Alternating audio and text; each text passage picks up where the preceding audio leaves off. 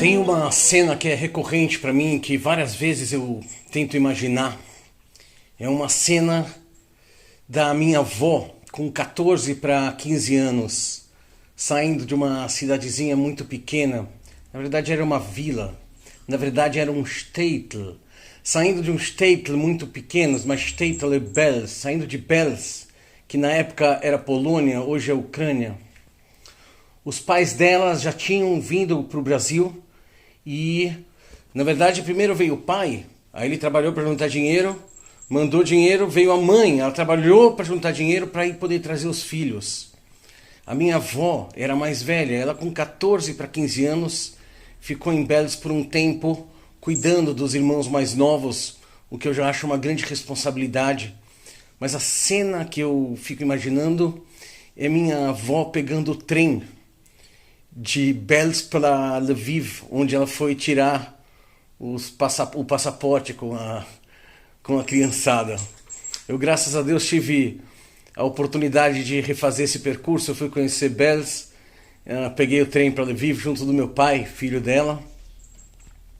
E muito pouca coisa sobrou daquela época por causa dos bombardeios, né, da guerra. Mas de qualquer jeito foi muito emocionante e eu pensei muito na minha avó.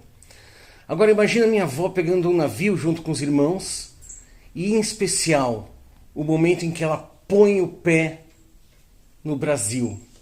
Especificamente o momento que ela põe o pé no Brasil. Esse país onde ela viveu tão bem, onde ela trabalhou muito e cresceu. Imagina, meu avô foi mascate, ele vendia gravatas na rua, minha avó costurava. E eles puderam crescer muito na vida e puderam dar educação para meu pai, para meu tio. E muita coisa boa veio aqui, os netos nasceram aqui. Mas eu fico pensando no momento que ela pôs o pé aqui no Brasil.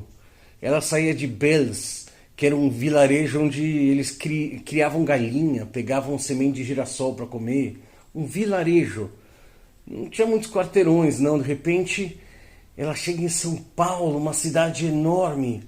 Como é que é o momento que ela põe o pé e fala: é aqui que eu vou fazer a minha vida? Agora imagina lá para perto de 1492, a Península Ibérica tinha um movimento cabalista muito forte. E com os tribunais da Inquisição, os judeus precisaram deixar a Península Ibérica. Uma parte desses judeus vai para onde? Para o norte de Israel, para Tzfat, para Safed. Imagina o momento que eles pisam lá. Safed, o norte de Israel, é uma página em branco.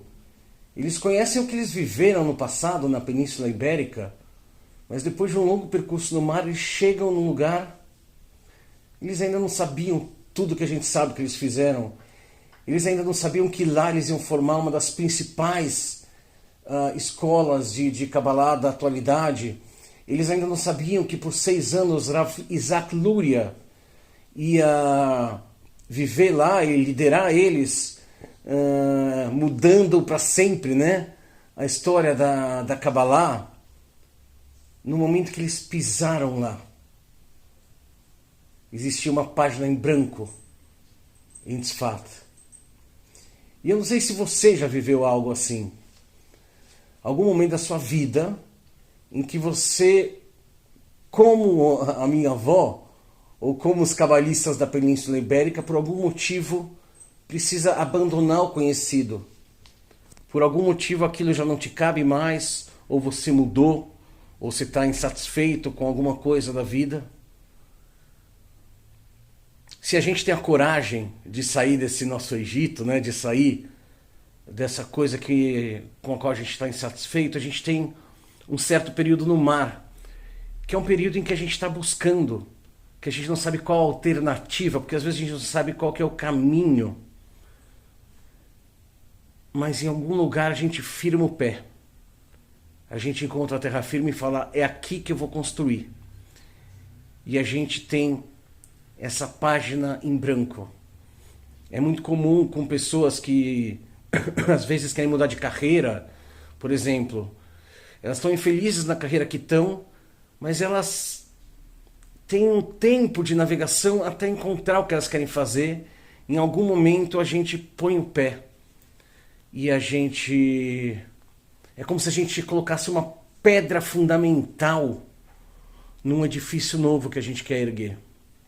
Segundo a Kabbalah, segundo o Zohar, o próprio universo tem uma pedra fundamental através da qual Deus começou a construir o universo.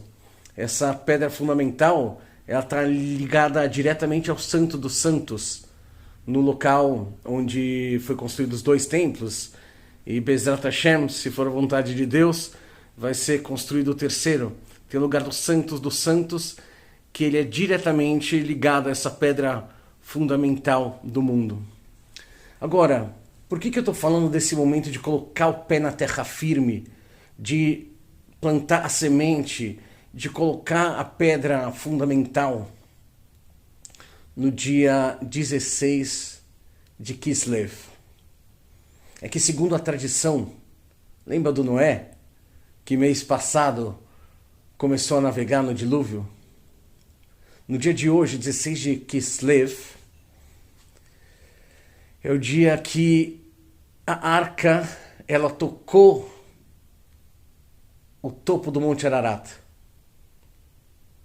Nesse dia, depois de muito tempo fechados na arca, porque 40 dias e 40 noites foi o dilúvio. Depois levou muito tempo, mais de 1 ano, até a água baixar. Então nesse dia a água baixou o suficiente para que a arca ficasse presa no topo do Monte Ararat. E esse é o momento dessa mudança de fase, em que a família de Noé sabe que, ok, chegamos em terra firme, a gente vem de um mundo que a gente conhecia e agora nosso mundo é uma página em branco. Como é que a gente vai criar isso? Então, nesse dia 16 de Kislev, eu queria chamar a atenção, porque nem sempre é fácil, mas a gente conhecer o processo pode nos ajudar muito. Quando a gente quer mudar alguma coisa, a gente vai ter um período de busca no desconhecido. Agora, quando a gente pisa em terra firme, quando a gente encontra o que a gente está buscando, é a hora da gente ter uma mudança completa de atitude e, em vez de ficar apenas buscando, a gente começar a concretizar, a gente se colocar uma certa disciplina e a gente ter a coragem de dia a dia ir construindo. E por que essa consciência é tão importante? Por N motivos. Tem gente que se acostuma com a busca, por exemplo. Eu não sei se você já reparou, quando você está andando de carro numa estrada e aparecem uns cachorros.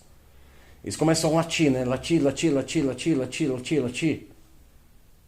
E aí quando o carro para, não é que eles vão morder a roda ou fazer qualquer coisa. Quando o carro para, eles ficam olhando para o carro e não sabem o que fazer. Já viu o Billy the Kid? O Billy the Kid foi lá matar os búfalos na América do Norte. Ele só matava os búfalos. O barato dele era matar o búfalo. Ele não comia carne. Não existia desfrute. Repara que tem um padrão aí nesses cachorros e no Billy the Kid, que é só ficar buscando e não construir uma vez que achou. Talvez o maior dos exemplos seja o Dom Juan. O Dom Juan era um grande sedutor, né? Ele seduzia as mulheres mais bonitas da sua época. Tinha lá uma noite com elas e depois perdia o interesse. Não construía nada. O barato dele era a busca. E a gente tem que tomar cuidado, porque esse é um clássico da autossabotagem. A gente procura mas nunca leva até o final. Nunca leva até o final. E é muito importante que a gente desenvolva essa capacidade de compromisso. Isso não significa que as coisas não podem mudar, mas significa sim que a gente precisa dar os nossos passos com concretude, com integridade, para não ficar perdendo tempo, energia, recursos, buscando coisas só pelo prazer da conquista, buscando coisas que não vão resultar em construção. Vamos focar naquilo que a gente quer vitalizar. Não adianta você ter 5 casas de campo e não ir direito para nenhuma. Melhor ter uma que você habite. Então, nesse dia 16 de Kislev, em que a Arca de Noé finalmente toca a terra firme lá no topo do Monte Ararat, eu acho importante que a gente reflita sobre esse processo. Nos mais diferentes âmbitos da nossa vida, muitas vezes a gente ou vai ser convidado a mudar pela própria vida, ou a gente vai sentir a necessidade de mudar.